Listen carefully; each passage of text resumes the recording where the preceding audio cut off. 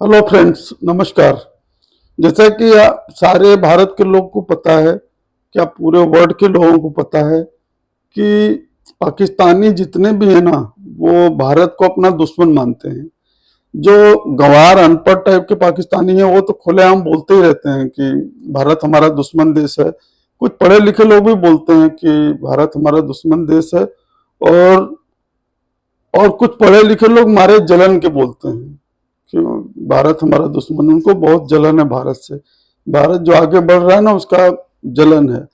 तो ये मेन जो भारत को दुश्मन बोलने का इनका जो मेन जो रीजन है ना, वो 1947 के पहले से ही शुरू होता है, जब उनके मोहम्मद अली जिन्ना ने बोला बोला अंग्रेजों से, जब वो छोड़ के जा रहे थे, भारत को आजाद करके जा रहे थे, तो उनसे बोला कि भाई हिंदुस्तान में हिंदू और मुसलमान एक साथ नहीं रह सकते, वो दो कौमी नजरिया वाली बात।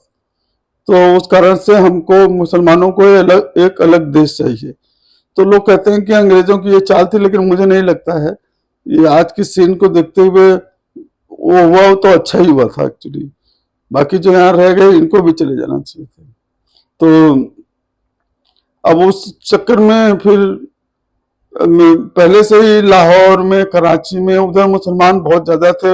इवन की स्टेट गवर्नमेंट भी जो बनती थी वहां पे, वो मुसलमानों की बनती थी। तो वो एरिया को, जहाँ पे मुस्लिम पॉपुलेशन बहुत ज्यादा था, उसको इन्होंने पाकिस्तान बना के दे दिया। और 1947 में जब भारत आजाद हुआ, तो उसी के साथ साथ एक नया भारत से एक नया देश पैदा हुआ, जिसका नाम था पाकिस्तान। अब उस पाकिस्तान की नींव जो पड़ी, वो इसी बात पे पड़ी कि दो हिंदू और मुसलमान एक साथ रह नहीं सकते। तो जहर एक तरह से उसी समय बहुत, उसके पहले भी यहाँ दंगे होते रहते थे इंडिया में, लेकिन उस कारण से एक तरह से इनहेरेंट दुश्मनी हिंदुओं और मुसलमानों के बीच में हो ही गई। और तब से फिर इंडिया के जो लीडर्स थे, ज्यादा समझदार थे, उन लोगों ने अपना डेमोक्रेटिक रूट अपनाया, डेमोक्रेसी को अपना लिया। पाकिस्तानियों में बोलने को तो कुछ भी बोलते हो, लेकिन उन्होंने जो है वहां पे एक कम्युनल अपना फीलिंग्स, इस्लाम, ये सब चीज को ज्यादा तरजीह दिया। और उस कारण से वो देश जो है ना, जिन्ना 1 साल के बाद मर गए, उसके बाद कोई वहां पे ढंग का रह नहीं गया, कोई जो कि देश को यूनाइट करके ले जा सके। और वहां बाबा मिलिट्री शासन भी लगा है, इसलिए देश की, पाकिस्तान की बड़ी दुर्गति हो रही। अच्छा, तो वो दुश्मनी वहीं से जड़ पकड़ ली। और इंडिया ने तो डेमोक्रेसी अपनाया, तो यहाँ के जो बच्चों को पढ़ाने वाले कोर्स थे, जो बुक्स वगैरह, वो सब में ये सब पाकिस्तान के बारे में इतना नफरत वगैरह जैसी बातें कुछ नहीं थी। लेकिन पाकिस्तानी बच्चों को बचपन से ये पढ़ाया जाने लगा कि भारत हमारा दुश्मन देश है, और ये हुआ वो हुआ, ऐसा है वैसा।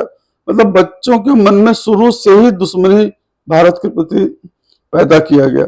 अब उसका नतीजा हुआ कि आज के बच्चे जो बड़े हो गए हैं, वो भी उसी दुश्मनी को मान के चलते रहते। अच्छा, उसके बाद क्या हुआ कि ये दुश्मनी और कंटिन्यू इसलिए होती चली गई क्योंकि पाकिस्तान क्लेम करता था कि भाई कश्मीर में मुस्लिम ज्यादा हैं, इसलिए कश्मीर पाकिस्तान को मिलना चाहिए। जबकि कश्मीर के राजा हरि सिंह थे, उन्होंने कश्मीर को भारत में विलय कर लिया था। जब इन्होंने 1947-48 में जब वहां कबीले के लोगों ने कश्मीर पर अटैक किया, तो राजा ने इंडिया के साथ विलय कर लिया कश्मीर का। और उसके बाद जम्मू कश्मीर को से कबाइलियों को भगाने के लिए इंडिया ने फिर फौज भेज दिया, और मार मार के उनको सबको भगाया गया। अब लेकिन वो टीस जो है पाकिस्तानियों के मन में अभी भी है कि कश्मीर हमारा हिस्सा होना चाहिए। अब वो कंट्राडिक्टरी है। ये गुजरात में जूनागढ़ है, यहाँ पे का राजा मुसलमान था, लेकिन वहां की जो जनता थी वो करीब 98% जनता हिंदू थी। लेकिन वहां के राजा मुसलमान होने के कारण बोला कि हमको पाकिस्तान के साथ विलय करना है, तो पाकिस्तानियों ने उस चीज को मान लिया। कि राजा करे तो ठीक है जूनागढ़ पाकिस्तान में आएगा, जबकि जूनागढ़ इंडिया के बीच में कोई रास्ता भी नहीं है पाकिस्तानियों को आने जाने का, फिर भी वो मान लिए। यहाँ पे मुसलमान राजा था, हिंदू प्रजा बहुत 98% थी, वो तो उनको एक्सेप्टेबल हो गया। लेकिन पाकिस्तान में पब्लिक मुसलमान ज्यादा है और राजा हिंदू है, तो वहां पे उनको नहीं, पब्लिक ज्यादा है तो कश्मीर को पाकिस्तान में होना चाहिए। तो ये कंट्री, ये शुरू से ही बेवकूफियां पाकिस्तानी नेता सब करते रहे हैं। अब उसका वो दुश्मनी आज तक चली आ रही है। पाकिस्तानी फौज जो है वो पाकिस्तान में बहुत ज्यादा पावरफुल है और एक तरह से पॉलिटिशियंस के ऊपर वो रूल करती है। तो पॉलिटिशियंस को, प्राइम मिनिस्टर को पब्लिक इलेक्ट करती है, लेकिन प्राइम मिनिस्टर के ऊपर फौजी जनरल रहता है।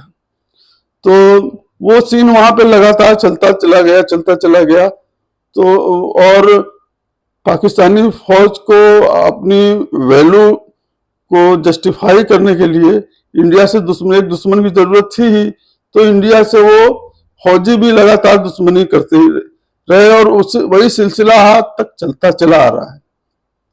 और हमें लगता है कि ये तब तक चलता रहेगा जब तक पाकिस्तान बर्बाद नहीं हो जाएगा। पाकिस्तान से पंजाब, सिंध, बलूचिस्तान, खैबर पख्तूनख्वा ये सब अलग नहीं हो जाएगा, तब तक वो सिलसिला चलता ही रहेगा, क्योंकि ये बहुत सी कमियां पंथी करते हैं और इंडिया का ट्रस्ट पूरा खो चुके हैं वो लोग। मतलब आज की डेट में हमारे मोदी जी हैं, वो पाकिस्तानियों का नाम लेना भी पसंद नहीं करते और उनको पाकिस्तान के किसी भी आदमी के ऊपर कुछ भी एतबार नहीं है। और ये मोदी जी के साथ साथ हम लोग की भी यही फीलिंग है, पाकिस्तानी भरोसा करने लायक है ही नहीं है। तो वो दुश्मनी जो कश्मीर को लेके अभी तक चली आ रही है, उसी चक्कर में पाकिस्तान 65 में, 71 में, ये 98 में कारगिल भी किया और भी लड़ाइयां उन्होंने लड़ी, लेकिन सिर्फ कश्मीर के चक्कर में, और बुरी तरह पिटे, हर लड़ाई में बुरी तरह मार खाए। और पाकिस्तान की पब्लिक को ये समझ में नहीं आता कि ये आर्मी के लोग लड़ाई में मारे जाते हैं। आज तक पाकिस्तान ने भारत से इतनी लड़ाइयां करके क्या मिला है पाकिस्तान को? कुछ ले पाया है इंडिया से? और एक एटम बम उन्होंने बना लिया है तो उसकी गर्मी बड़ी रहती है उनको। अभी जब भी पाकिस्तान का कोई नेता एटम बम की बात करता है तो मैं तो कह रहा हूं कि वो 25 करोड़ पाकिस्तानियों का दुश्मन है, क्योंकि अगर एक एटम बम इंडिया के ऊपर उन्होंने कहीं से मिसफायर भी कर दिया तो इंडिया तो उनको पटरा कर देगा, पूरा रेगिस्तान बना देगा पाकिस्तान। तो ये पाकिस्तानियों को समझ में आना चाहिए और नेताओं को मना करना चाहिए जो एटम बम करते रहते हैं। पूरे वर्ल्ड में जिन कंट्री के पास एटॉमिक पावर कंट्री जो है कभी बात करते हैं क्या एटम बम की? लेकिन ये नालायक नकारा टाइप के पाकिस्तानी सब जो है ये सब बात करते रहते हैं। और घर में नहीं है खाने को और बढ़ते मुस्लिम उम्मा के नेता बनते हैं, इनको कोई पूछने वाला नहीं है, हर जगह कटोरा लेकर घूमते रहते, भीख मांगते रहते हैं। तो पाकिस्तानी की डे बाई डे पाकिस्तान की हालत ऐसी बनती जा रही है कि बहुत जल्दी आप सुनेंगे कि सिंधु देश बन जाएगा, पंजाब अलग हो जाएगा, बलूचिस्तान तो लड़ ही रहे हैं, उनको तो आजादी के बाद जबरदस्ती कब्जा किया हुआ है, तो वो अलग लड़ रहे हैं, वो भी अलग हो जाएगा। और खैबर केपी वाला तो उसको तो अफगानिस्तान वाले ही कब्जा करेंगे। आप देखते रहिए आगे आगे पाकिस्तानियों की क्या हालत होती है।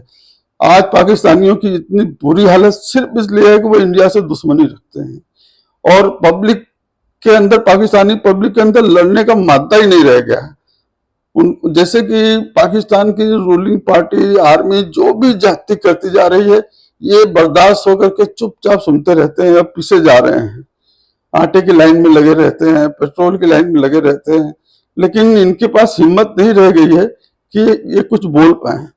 तो पाकिस्तान और इंडिया की दुश्मनी तो प्यारे देशवासियों, भारतवासियों, ये चलती रहेगी, ये तब तक चलती रहेगी जब तक कि पाकिस्तान टुकड़ों में बट नहीं जाएगा। और कोई रास्ता नहीं है, पाकिस्तान से बात करने की कोई जरूरत ही नहीं है और न तो बात करना चाहिए। ये लोग बात करने के काबिल नहीं है, कोई समझदार आदमी, गद्दार है, धोखेबाज है पाकिस्तानी, इसलिए इनसे बात करने की तो कोई जरूरत नहीं है। इसलिए मोदी जी जो कुछ कर रहे हैं हम 130 करोड़ लोग मोदी जी के साथ हैं। और ये जो हमारे देश के अंदर जो एंटी कंट्री एक्टिविटीज करने वाले अपोजिशन पार्टी के जो लीडर हैं ना, यहाँ पे कुछ लोग को खुश करने वोट के चक्कर में देश को बर्बाद न करें, नहीं तो इनका अपोजिशन पार्टियों का नाम लेने वाला कोई नहीं रह जाएगा। मोदी जी जो कर रहे हैं बहुत ही अच्छा काम कर रहे हैं। वो न सिर्फ इंडिया का डेवलपमेंट कर रहे हैं, वो चौतरफा विकास, और विदेशों में भी इंडिया का काफी नाम किया उन्होंने, इंडिया को वेल्दी बनाया है।